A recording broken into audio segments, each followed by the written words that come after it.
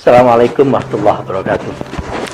Alhamdulillah, kalau kita mencermati pemilihan gubernur yang ada di Jawa Timur ini fenomena yang luar biasa. Saya menangkapnya paling tidak ada dua yang sangat khusus, yaitu yang pertama All NU Final. Ya, ada putra-putri terbaik dari NU.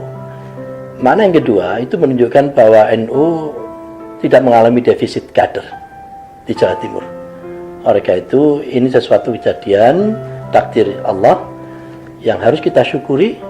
Gimana caranya kader-kader NU yang terbaik nantinya itu bisa memberikan kemanfaatan sebesar-besarnya bagi masyarakat Jawa Timur khususnya, bahkan nasional pada umumnya.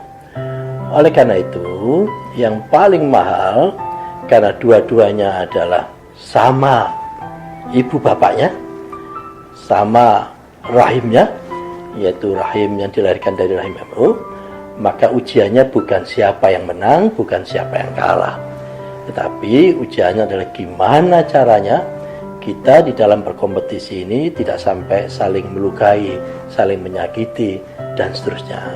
Ujiannya terletak di situ, pertengkaran disitulah ujiannya. Oleh karena itu, dalam kesempatan yang baik ini, izinkan saya memberikan pandangan.